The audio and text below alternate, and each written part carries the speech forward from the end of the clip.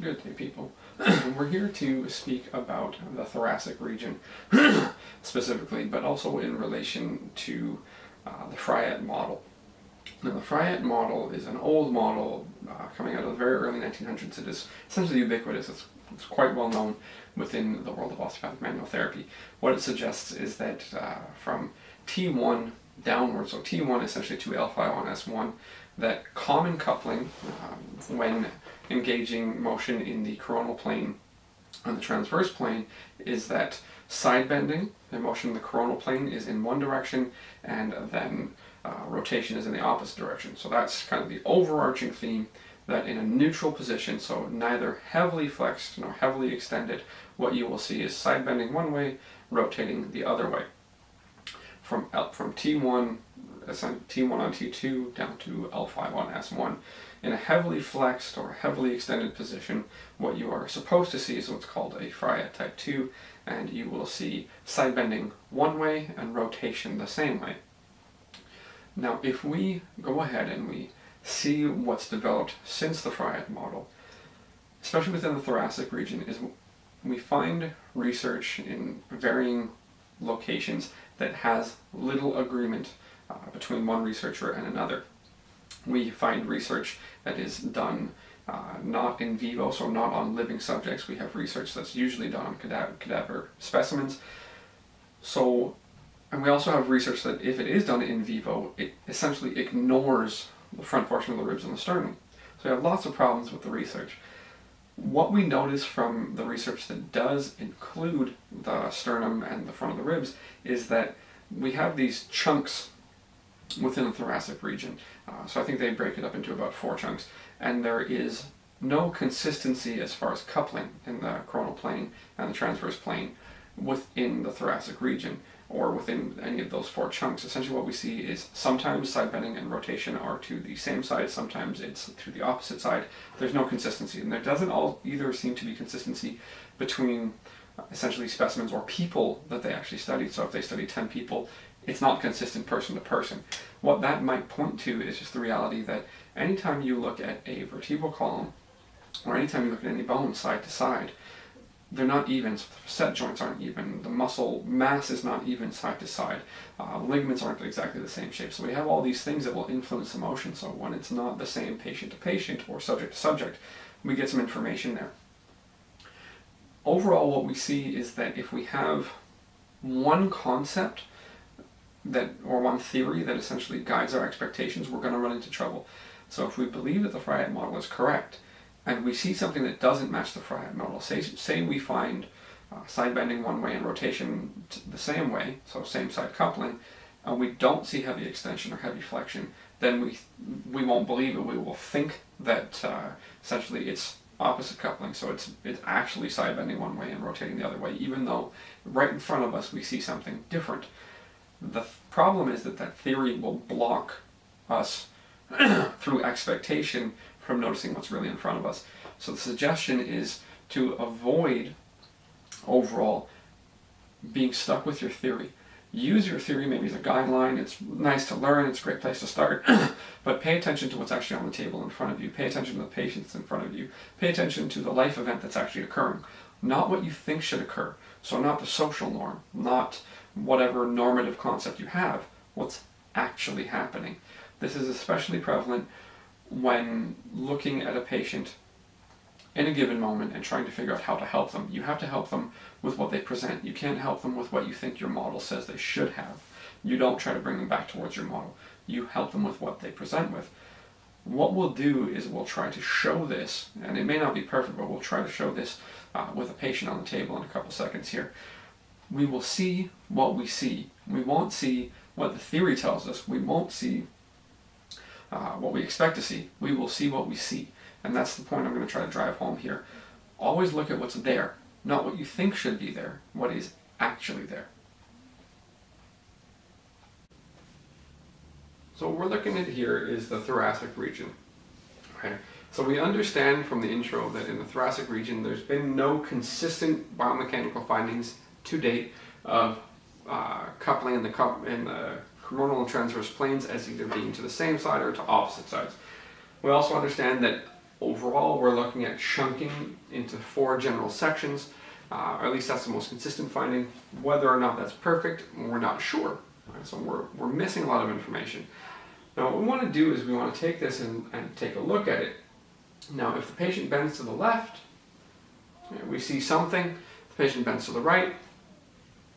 Now this is overall motion. Okay. Now your angle is not straight on; it's somewhat oblique. My angle is a little bit straighter, even though I'm looking at the camera when I'm doing this. Now what we want to do is understand that what we just did is essentially a full view of the vertebral column. Okay. What we're going to look at is a way to cut that off and to focus a little bit more on the thoracic region.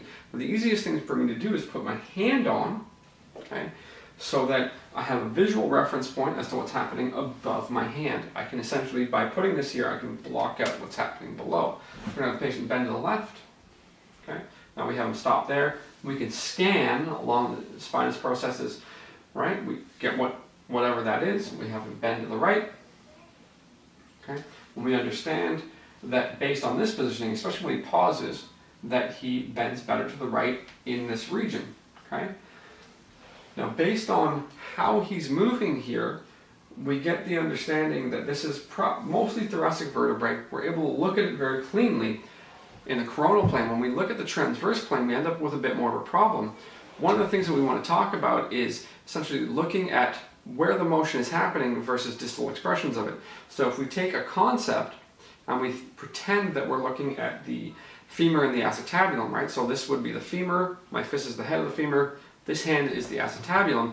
If you look at how much motion is occurring between this and this, it's small, but if we look at my elbow, aka the distal expression of that, it gets much larger. So if we're looking at assessing the thoracic region in the coronal plane, or rather the transverse plane, mixing up my planes, but we're looking at the transverse plane, we start to see that what's happening in our eyes may not be what's happening in the vertebral column, so it's not as clean a vertebral assessment as we'd like it to be. So I'm going to have you twist to your left. So what we will see is the distal expression of motion of the vertebral column at the shoulder, which is going to be much larger, at the rib angles, which is going to be much larger. If we actually palpate the vertebrae, they don't move as much as we think they do. The thorax as a unit moves quite far in the transverse plane, but the vertebrae don't. They move somewhat, but not as much as we'd like to think. And we'll have them twist this way. And in a comparative sense, he actually overall tends to move to his right better. So we'll come back to the middle. We look at that Fryette model that, as I said in the introduction, has never been completely proven, where coupling should be side bending one way and rotation the other way when the spine is in a relative neutral position, which it is in this case, and we don't see that matching up. One of the things that we want to really worry about or concern ourselves about is looking at what's present, not what our theory suggests. So in this case, our patient likes to side bend right and rotate right compared to side bend left and rotate left or any other combination. So we really want to focus on what's going on within what we see in front of us, not what we think should happen. Another key is we look at things like the patient's clothing. So as an osteopathic manual practitioner, my patient will always be fully clothed. I want them to be comfortable. I want them to be warm. I don't want to challenge the dignity in any way, so they're always going to be fully clothed.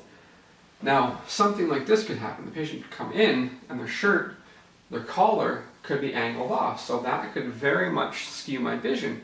I don't want to do that. So one of the things that you'll see some osteopathic manual practitioners or manual practitioners in general do is straighten up the patient's shirt, right, to the best of our capacity.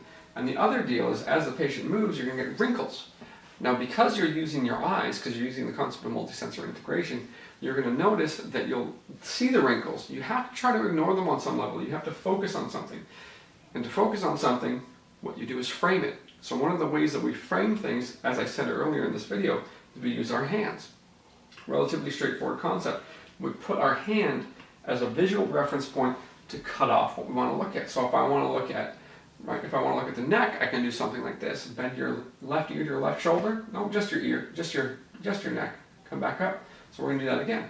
Okay, so you see how, as I communicated, the patient did something that I wasn't asking for. He tipped his shoulders. Keep your shoulders neutral.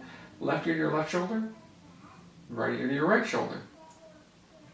And then come back. And what we get is a preference bending to the left of the neck. Again, your angle is a little off compared to mine, but I can frame. I use my hand as a visual reference point so I don't get confused by the patient's clothing or by the overall motion. I can segregate, I can limit what I'm looking at with a visual reference point. So again, the concept of multisensory integration comes up. So hopefully you get a better understanding that it's very easy for our eyes to play tricks on us if we don't know what we're looking at. And also that in the thoracic region, the coupling is not necessarily what you think it's supposed to be. We want to consider that the facets on one side of the spine are not the same as on the other side of the spine or the vertebral column. So the facet on T5 on the left is going to be shaped slightly differently than the facet on the right. So we won't see consistent coupling, side bending left, rotating right, or side bending left, rotating left. We won't see that. We will see whatever the patient presents. So we want to be considerate of that, look for that, and work with that. I can only work with what the patient does poorly, essentially. So I want to identify what they do well versus what they do poorly. I want what they do poorly to become better.